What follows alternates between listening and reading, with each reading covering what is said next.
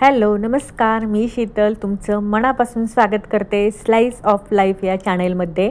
तर आज आपण बघणार आहोत मावा केक आणि तोही अगदी घरच्या साहित्यामध्ये आपण सहजपणे हा केक बनवू शकता। तुम्ही जरी होम बेकर नसाल तरीसुद्धा तुम्ही हा केक घरच्या घरीही बनवू शकता। अगदी घरामध्ये जे साहित्य आहे त्या साहित्यामध्ये तुम्ही ते बनवू शकता। तर आजचा हा केक आपल्याला 1 किलोचा बनवायचा आहे। आज मला 1 किलो केकची या ऑर्डर आली होती मावा केकसाठी। तर दुसऱ्या दिवशी सकाळी त्यांना 6 वाजता पाहिजे होता, ते कुठेतरी सत्संगमध्ये जाऊन त्यांना सेलिब्रेट करायचा होता। त्यासाठी मी हा केक म्हटलं संध्याकाळीच बनवून त्यांना द्यावा। तर त्यासाठी जे जे साहित्य लागते ते मी गोळा करते। तर मावा केक म्हटल्यानंतर मावा हा लागणारच आहे। मावा म्हणजे खवा, तर खवा दही मी इथे घेतलेला आहे, बाउल घेतलेला आहे, टीन घेतलेला आहे आणि आपल्याला त्यासाठी बटर लागणार आहे। तर फ्रीजमधनं बघा हा बटर मी काढून बाहेर ठेवलेला आहे, कारण की ते आता घट्ट असेल, आपल्याला ते मेल्ट करून घ्यायचं होतं। तर सगळं साहित्य आधी गोळा करून घेते आणि नंतरच मग रेसिपी तुमच्यासोबत शेअर करते। तर इथे सगळ्यात महत्त्वाची आपल्याला जी वस्तू लागणार आहे ना ती म्हणजे मेजर कप। तुम्ही जर होम बेकर असाल तर मेजर कप हे तुमच्याकडे असणं गरजेचं आहे। हा आहे स्पॅच्युला। परत आता आपल्याला पिठी साखर तयार करायची आहे, तर त्यासाठी इथं मी आता साखर घेऊन ते बारीक करणार आहे। तुम्ही जर होम बेकर असाल तर ज्यावेळेस आपण असे केक बनवतो विदाऊट क्रीमचे, मावा केक असू द्या, टी टाईम केक असू द्या, स्लाइस केक असू द्या, त्यावेळेस तुम्ही जे आपले साखर असती ती फ्रेश तुम्ही ज्यावेळेस लागणार आहे ना त्यावेळेसच ती बारीक करा। अगोदर करून ठेवू नका, कारण की त्याच्या गाठी होतात, खडे होतात। त्याच्यामुळं ना कुठलंही इन्ग्रेडियंट्स हे फ्रेश वापरा। तर इथं आपण आता पिठी साखर करून घेणार आहोत। सर्व साहित्य आपण आता जवळजवळ सगळं गोळा झालेलंच आहे। आता सर्वात पहिली जी स्टेप आहे तर ते तुम्हाला मी स्टेप बाय स्टेप सांगणार आहे। तर ओटी जे असेल तर 10 मिनटं अगोदर प्रीहीट करून घ्यायचं आहे आपल्याला 180 डिग्री सेल्सिअसवर। जर तुम्ही कुकरमध्ये करत असाल तर कुकर देखील 10 मिनटं आपल्याला प्रीहीट करून घ्यायचं आहे। सर्वात अगोदर इथं आता बाउल घेतलेला आहे। बाउलमध्ये आपल्याला मेजर कपनेच हा 250 ml चा कप आहे। तर इथं आपल्याला 1 कप दही घ्यायचं आहे। दहीसुद्धा आपल्याला फ्रेश घ्यायचं आहे, थंड दही घ्यायचं नाही फ्रीजमधलं। तुम्हाला मी आता दाखवायचं असेल, मी दही पिशवी आणलेली होती आणि ते लगेच मी फोडून लगेच ते दही वापरलेलं आहे। सगळे इन्ग्रेडियंट्स आपल्याला चाळून घ्यायचे आहेत। ही आहे पिठी साखर। तर आता आपण 1 किलोचं मेजर, तुम्हाला 1 किलोचा केक बनवायचा असेल तर त्याचं प्रमाण मी सांगत आहे। तर इथं 1.5 कप आपल्याला पिठी साखर लागणार आहे। तर पिठी साखर ही आपल्याला चाळूनच घ्यायची आहे आणि फ्रेश घ्यायची आहे। तर अगोदर 1 कप दही घेतलेला आहे, नंतर ही 1.5 कप पिठी साखर आपल्याला चाळून घ्यायची आहे। लक्षात ठेवा आजचं हे प्रमाण आपलं 1 किलो मावा केकचं आहे।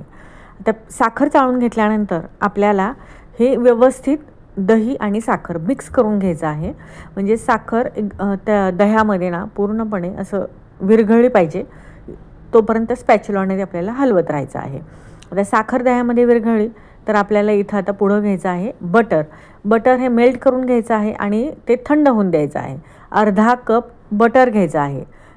तुम्हाला मी हे मेजर कपने सांगत आहे। जर तुमच्याकडे मेजर कप नसतील तुम्ही कुठलीही एक वाटी घ्या आणि त्या वाटीच्या साह्याने सर्व प्रमाण घ्या। समजा मी इथे 1.5 कप पिठी साखर घेतली तर तुम्ही 1.5 वाटी पिठी साखर घ्या। 1 कप मी दही घेतलं तर तुम्ही 1 वाटी दही घ्या। इथं मी आता खवा घेतलेला आहे। हा खवा आपल्याला 1 किलोचा केक बनवण्यासाठी मी इथं पावशर खवा घेतलेला आहे। त्यातला काही खवा मी बघा हाताने असं स्मॅश करून आपल्याला या जे लिक्विड इन्ग्रेडियंट्स आहेत त्याच्यामध्ये टाकून घ्यायचं आहे। तर मी स्मॅश करून टाकत आहे। खवा जर तुम्ही बेकरीमधून आणला असेल तर तो वरच ठेवा, पूर्ण असा मेल्ट होऊ द्या आणि नंतरच तो वापरायला घ्या। तर इथं मी जवळजवळ ना निम्म्यापेक्षा जास्त खवा हे याच्यामध्ये मी या बॅटरमध्ये टाकून घेतलेला आहे आणि आता हे स्पॅच्युलाने मिक्स करून घ्यायचं आहे। आणि आपल्याकडे आता बीटर असेल तर बीटरच्या साह्याने अशा पद्धतीने तो खवा एकदम मेल्टेड होईपर्यंत आपण तो असा बीट करून घ्यायचा आहे। तर मावा केक खरंच खूप खायला छान लागतो, टेस्टी लागतो। तर आता इथं झाला खवा, दही, साखर, बटर एवढे इन्ग्रेडियंट्स आपण याच्यात टाकलेलं आहे, मिक्स करून घेतलेला आहे। आता घ्यायचा आहे मैदा। तर इथं मी 1 किलोचा मावा केक बनवण्यासाठी आपल्याला इथं 2 कप मैदा लागणार आहे। 1 कप मी ऑलरेडी चाळून घेतलेला आहे, हा आहे दुसरा कप। तर आता वाट्याने सांगायचं म्हटलं तर 2 वाट्या मैदा तुम्ही घ्यायचा आहे। तर इथं बघा मैदा देखील मी चाळून घ्यायचे आहेत। लक्षात ठेवायचे सर्व इन्ग्रेडियंट्स चाळून घ्यायचं आहे। आता टेबल स्पूननी आपल्याला ही घेतलेली आहे मी बेकिंग पावडर। तर ही बेकिंग पावडर तुमच्याकडे असे स्पून नसतील तर साध्या स्पूननी किती भरते हे देखील तुम्हाला मी प्रमाण सांगते। तर इथं बघा आपल्याला मी एक हे जो स्पून आहे ऑरेंज कलरचा तो आहे TSP, म्हणजे इथं 2 TSP आपल्याला बेकिंग पावडर लागणार आहे. तर साध्या स्पूनने आपल्याला 1 चमचा बेकिंग पावडर घ्यायची आहे. लक्षात तुम्ही हे ठेवायचं आहे. ती देखील आपल्याला चाळून घ्यायची आहे. म्हणजेच आपल्याला 1 टेबलस्पून बेकिंग पावडर इथं वापरायची आहे. आता सोडा घालायचा आहे. तर इथं तुम्हाला अगोदर मी बेकिंग पावडर कुठल्या कंपनीचे वापरते ते दाखवते. शक्यतो सर्व इन्ग्रेडियंट्स आहेत ना ते चांगल्या क्वालिटीचे वापरा. तर बेकिंग पावडर 1 टेबलस्पून झालं. आता सोडा किती घालायचा तेही तुम्हाला सांगते. ब्ल्यू कलरचा स्पून आहे तो माझा हाफ TSP आहे. तर मोठ्या स्पून किती प्रमाण होतं ते देखील तुम्हाला दाखवते.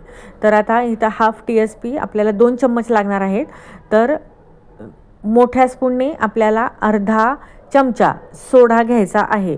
म्हणजेच इथं आपल्याला मी डिस्क्रिप्शन बॉक्समध्ये सर्व प्रमाण तुम्हाला देते. अर्धा चमचा सोडा घालायचा आहे. तो देखील व्यवस्थित चाळून घ्यायचा आहे.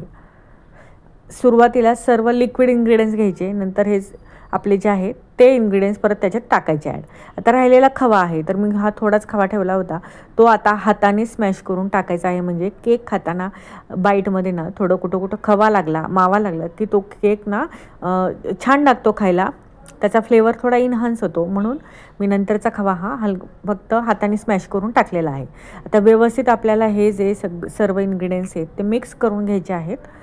आणि हलवताना सुद्धा ना एकदमच असं भरभर हलवायचं नाही आहे, हलक्या हातानेच अशा पद्धतीने आपल्याला स्पॅच्युलाने ते मिक्स करून घ्यायचं आहे. आता इथं मी दूध घातलेलं नाही आहे. आपलं बॅटरची कन्सिस्टन्सी कशी होते याच्यावर किती दूध घालायचं हे डिपेंड आहे. हे सर्व मैद्यावर ठरलं जातं. तर मैदा आपल्याला कुठला वापरता तुम्ही त्याच्यावर आहे. जास्त जुना मैदा घ्यायचा नाही. आता इथं मी बघा अगोदर 1/4 कप दूध घेतलं होतं, पण त्यातलं मी अर्धच घातलं, म्हणजेच 2 टेबलस्पून दूध घातलेलं आहे आणि ते मिक्स करून घ्यायचं आहे. आता बॅटर आपलं कसं होतं आहे, आता मला तर वाटतं 2 टेबलस्पून दूध इथं सफिशियंट आहे. बॅटर जास्त आपल्याला पातळ करायचं नाही आहे. इथे एक टिप लक्षात ठेवायची आहे की कुठलंही तुम्ही जे टी टाईमचे केक बनवता त्याचं बॅटर आपल्याला थोडंसं घट्टच ठेवायचं आहे. इथे मी 8x8 इंचाचा टीन घेतलेला आहे स्क्वेअरमध्ये 1 किलोसाठी. आणि हे बॅटर जे आहे आपण केलेलं ते सर्व आता याच्यामध्ये आपण घालून घेणार आहोत. आता OTG आपल्या इकडं प्रीहीट झालेला आहे 10 मिनटं. बॅटर देखील आपण टीनमध्ये टाकून घेतलेलं आहे. इथं बघा बॅटर टाकताना ना स्पॅच्युलाच्या साहाय्याने सगळीकडे व्यवस्थित ते स्प्रेड करून घ्यायचं आहे. आणि स्प्रेड करताना आपल्याला जे कॉर्नर आहेत ना त्या कॉर्नरला सुद्धा बॅटर तिथं आपल्याला फिल करायचे आहेत. इथं आता मावा केक म्हटल्यानंतर ऑफकोर्स आपल्याला ड्रायफ्रूट्स येणारच आहेत भरभरून. इथं मी आता काही स्लाइस कटरनी ना ड्रायफ्रूट्स मी असे बारीक करून घेतलेले आहेत. बदाम, पिस्ता वगैरे ते आता घालून घेतलेलं आहे. हलकसं स्पॅच्युलाने फक्त त्याच्यावर प्रेस करायचं आहे, जास्तही प्रेस करायचं नाही आहे. आता हे स्प्रेच करून घेतल्यानंतर आपल्याला हा टीन टॅप करायचा आहे, जेणेकरून बॅटरमधली जी ईयर आहे ती बाहेर पडावी आणि आपला हा जो केक आहे तो व्यवस्थित फुगावा. आता टॅप केल्यानंतर आपण हा आता OTGमध्ये मी 45 मिनटं 180 डिग्रीवर हा बेक करायला टाकलेला आहे. कुकरमध्ये असेल तर तुम्ही 45 मिनटं ठेवू शकता मीडियम फ्लेमवर. आता हा केक बेक होईपर्यंत इकडचा जो पसारा आहे तो सर्व पसारा मी उरकून घेते, तोपर्यंत आपला हा केक बेक होईल.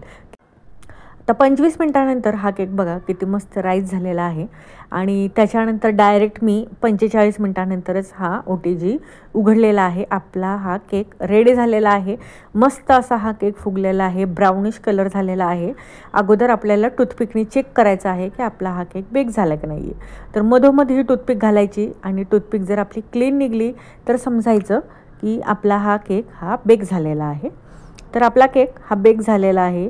बघा वरतून सुद्धा किती खरपूस मस्त असा ब्राऊन कलर आलेला आहे. तर आता हा पूर्णपणे आपल्याला थंड होऊन द्यायचा आहे. केकला कुठंही बघा डोमशेप आलेला नाही आहे, केक कुठंही क्रॅक झालेला नाही आहे. बॅटरची कन्सिस्टन्सी व्यवस्थित असेल तर केक हा आपला एकदम प्लेन असा राईज होतो, तो कुठंही क्रॅक जात नाही. आता थंड झाल्यानंतर चाकूच्या साहाय्याने मी अगोदर कढाई ना याच्या सर्व लूज करून घेते, म्हणजे तो व्यवस्थित डिमोल्ड होईल. अशा पद्धतीने आता आपण बोर्डवर डिमोल्ड करून घेऊया. इथं मी हा डिमोल्ड करून घेताना थोडासा टॅप करून घेत आहे. आणि आता रात्रीच्या बघा जवळजवळ 10:30 वाजल्या होत्या हा केक झाला. आता हा केक मला पॅक करून कस्टमरला द्यायचा होता. ही केकची ऑर्डर मला सोसायटीमधूनच आली होती. आता बटर पेपर काढून घेतला, छान असतं बघा, मस्त केक आपला झालेला आहे. आता जे ड्रायफ्रूट्स काय पडले ते मी काढून पुन्हा केकवरती अशा पद्धतीने टाकून घेत आहे. मस्त आपला हा केक रेडी झालेला आहे. याच्यावरती आपण आता हॅपी बर्थडेचं टॅग आणि कस्टमरने जे नाव सांगितलं होतं ते नाव देखील मी फॉन्डंटच्या स्ट्रिपवर लिहिलं आणि आता ती स्ट्रिप बघा मी केकवरती ठेवून टाकली. हजबंड म्हणून असं नाव होतं. आपला केक हा रेडी झालेला आहे. तो आता व्यवस्थित पॅक करून आपण कस्टमरला द्यायचा आहे. 10 बाय 10चा इथं बॉक्स आहे. असेच जर छान छान केकच्या रेसिपीज जर तुम्हाला बघायच्या असतील तर स्लाईस ऑफ लाईफ या चॅनेलला सबस्क्राईब करा. आपल्या चॅनेलवर केकच्या रेसिपी आणि मिनी व्लॉग देखील तुम्हाला बघायला भेटतील ते शॉर्ट्समध्ये. तर चला, व्हिडिओ आवडत असतील तर लाईक करा, शेअर करा आणि सबस्क्राईबही करा. भेटूया नेक्स्ट व्हिडिओमध्ये. आता या बॉक्सवर आपण कस्टमरला नाईफ देखील द्यायचं आहे. चला, बाय.